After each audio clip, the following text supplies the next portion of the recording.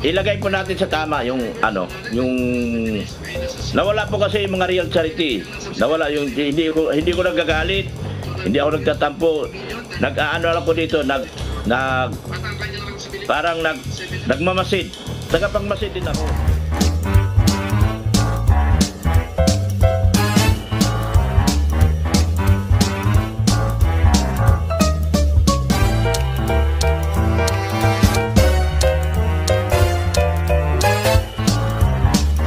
Hindi ko po expect na nasa top 3 ako. Ang alam ko, laglag ako. Alam nyo bakit? Ipaliwanag ko sa inyo mamaya. Expected ko, baka nasa top 7 o top 6 ako. Dahil ang iniisip ko, si Kalingap Tata papasok top 3. Ang iniisip ko, si Kalingap Tata papasok sa top 3. Pero nagulat din ako. Yeah, congratulations, Doc, top 3. Real charity yan, ha? Meron tayong paliwanag dyan. Kasi kung ipagpatuloy natin ang ganitong gawain, hindi na po tayo naglalabanan sa tamang sa tamang positioning. Sa tamang positioning. Kung ipagpatuloy natin. Meron ako, babanat ako dito. Top 2, top 3, okay lang sa akin. Kahit top 4. Kasi yun naman talaga positioning ko nung araw. Pero meron ako nakikita may kamalian dito. May mali. May nakikita akong may mali. Ha? So dapat papasok ang lahat para malaman nyo kung bakit, paano nagkaroon ng kamalian dito. Hindi rin ako natutuwa. Dapat dalaglag na lang ako. Yes, hindi ko dapat ikinatuwa na nasa top 3 ako. Hindi ko rin ikinatuwa. Sa totoo lang, kasi expected ko laglag ako. Dapat dadaan tayo sa tamang proseso dito.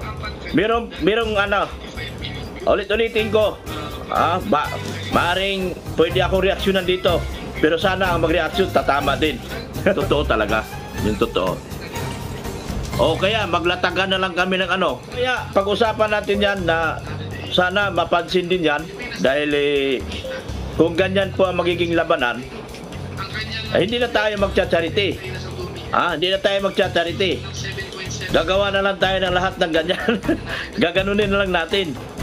Pwede naman. Kung gustuhin nyo, gusto nyong pasukin kong top number 1 gagawin ko yan illegal na nga lang.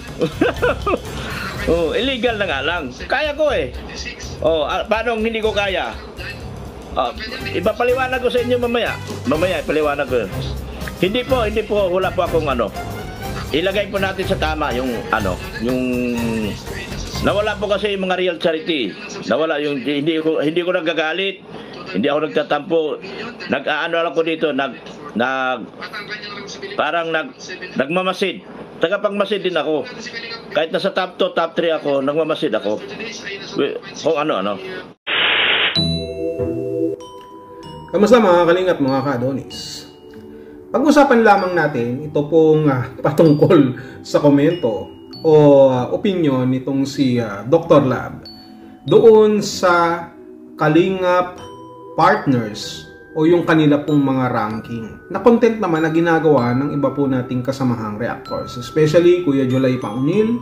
Sino pa ba nagra-ranking dyan? Na alam ko, ako. Pero sa ibang aspeto naman po tayo nagra-ranking sa Kalingap Partners at sa mga kasamahan din nating reactors. Pero hindi yan ang ating pag-uusapan. Pero papasadahan din natin ng konti mamaya. Lumalabas na hindi nagugustuhan ni Dr. Lab o mayroon siyang talagang komento dyan sa mga ranking ng mga Kalingap Partners na inilalabas. Hindi raw pantay o hindi naman daw talagang masasabi na basihan yung kanilang mga posisyon, yung kanilang mga level, yung kanilang mga pwesto o place nga doon sa top Kalingap Partners. Mapa, ikaw man ay pang-5, pang-4, pangatlo, pangalawa, o pinaka-top, number 1. So, kung ako ang inyong tatanungin, ay may katwiran naman si Dr. Lab kung pagbabasihan ang pagiging top Kalingap Partners base sa views. Meron din naman talagang mga Kalingap Partners na gumagawa ng content pero hindi naman about charity. Gumagawa ng content maaaring yung iba ay BTS, yung iba naman ay sa mga shorts, sa mga reels, ang kanilang ginagawa. So kung pagbabasehan mo yung Kalingap partners na mga ganitong klaseng content, parang hindi nga naman makatarungan at hindi rin naman tama.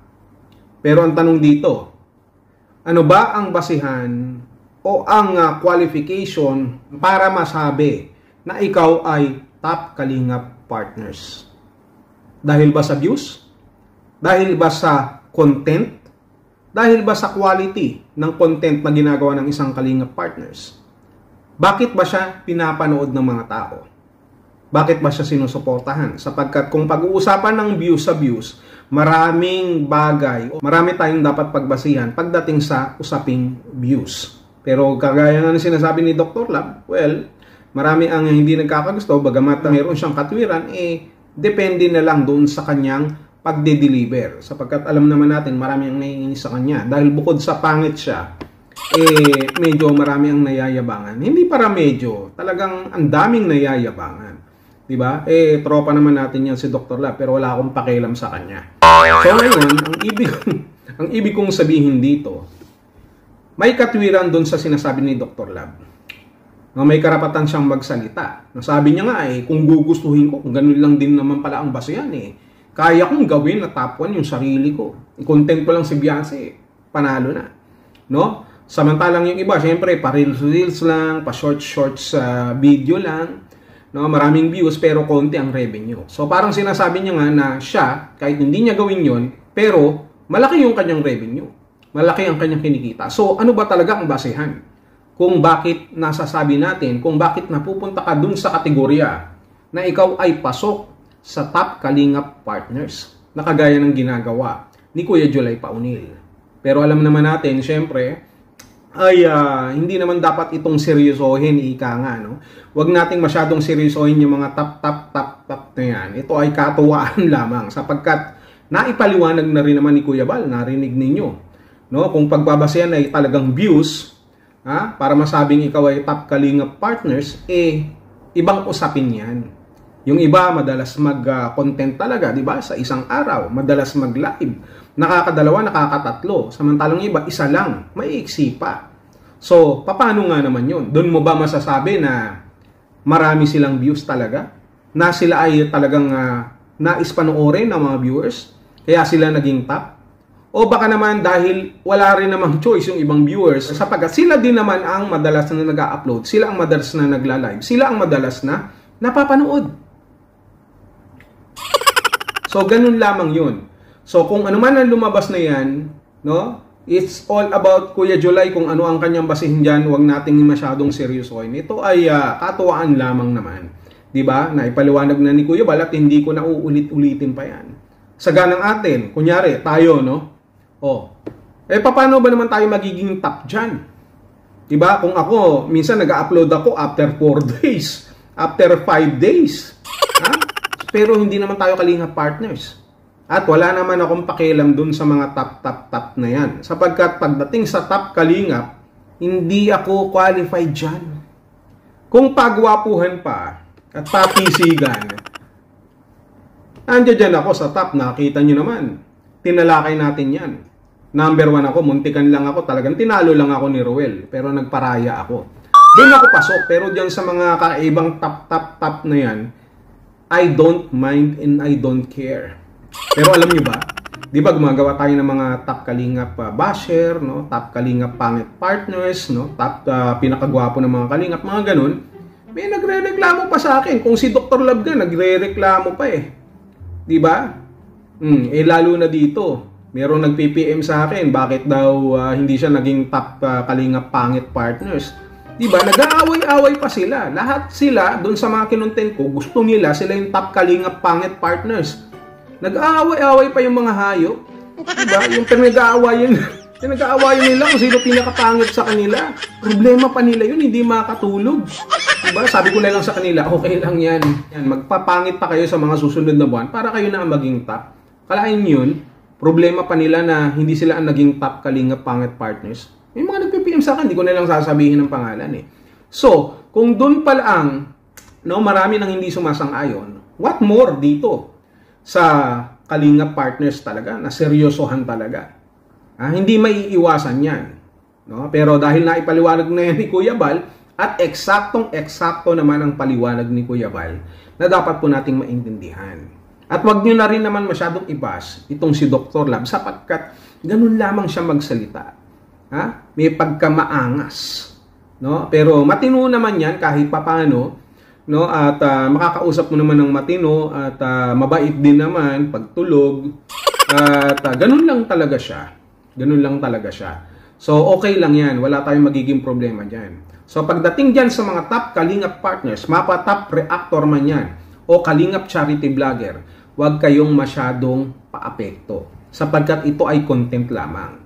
Sabi nga ni Kuya Bal, kung gagawan talaga natin ng rankings 'yan o ng competition, hindi naman totally competition but healthy competition, dapat mayroon tayong malinaw na basis, malinaw na qualification, malinaw na criteria. So, doon sa mga sinusuportahan nyo na hindi naging top, okay lang yan.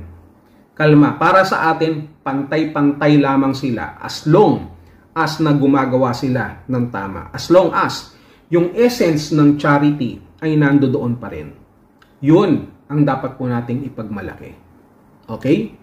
So, yun lang. Wala naman akong ibang masasabi pa.